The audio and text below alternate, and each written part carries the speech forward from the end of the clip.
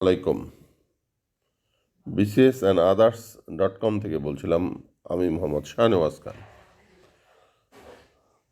আমি আশা করছি প্রত্যেকেই যার যার অবস্থানে ভালো আছেন।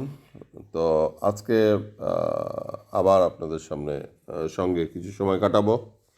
তো আমার কাছে যে তথ্যগুলো আছে সেগুলো আপনাদের সামনে উপস্থাপন করছি ধারাবাহিকভাবে। আশা করছি ভালোভাবে লক্ষ্য করবেন। প্রথমেই আজকে যে বিষয়টা নিয়ে এসেছি সেটা হচ্ছে বাংলা। আমরা জানি যে প্রতিযোগিতামূলক পরীক্ষায় বাংলা ফেস করতে হয়। সুতরাং আসুন দেখি বাংলা আজকে কি আছে।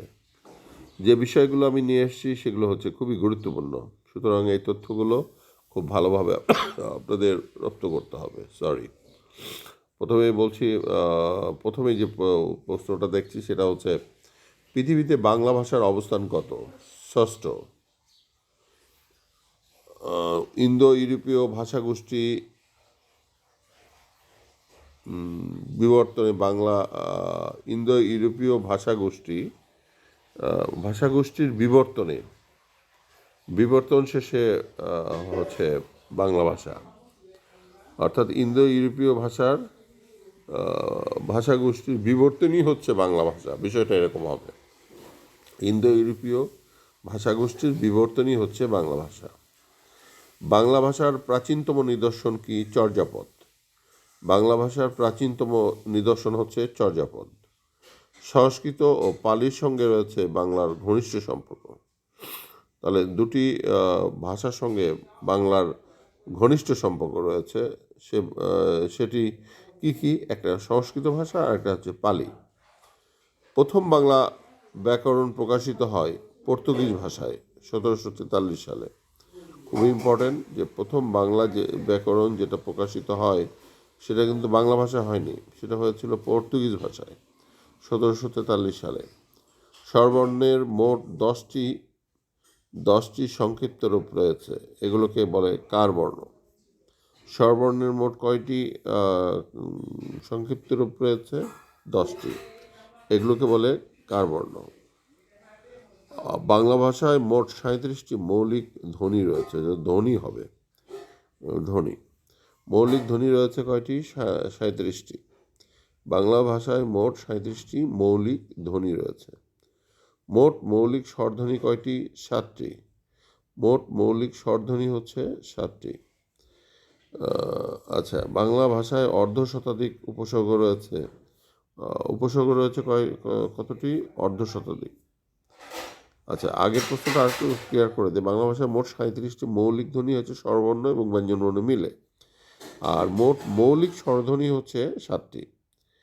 বাংলা ভাষায় উপসর্গ রয়েছে কতটি? অর্ধশতাধিক, মানে 50টি।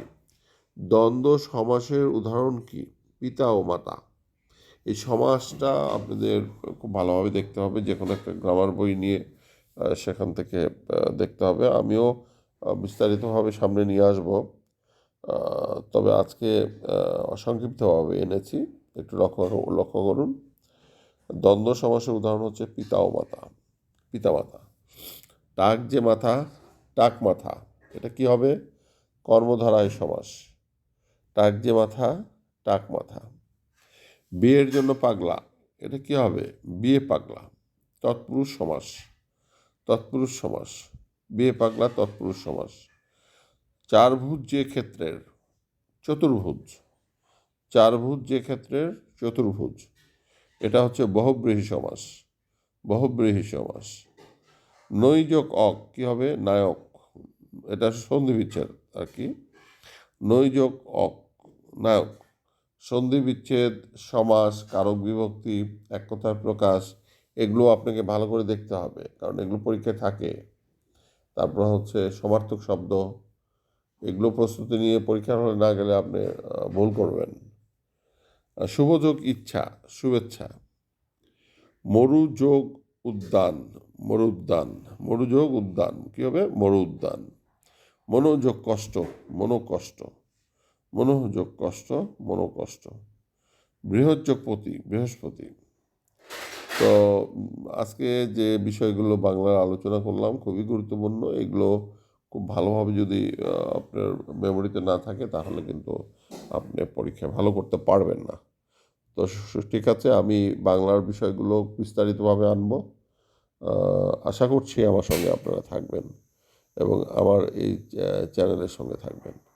সবাইকে ধন্যবাদ এবং সবার সুস্বাস্থ্য কামনা করে আজকের মতো এখানে বিদায় নিচ্ছি। ভালো থাকুন। আসসালামু আলাইকুম।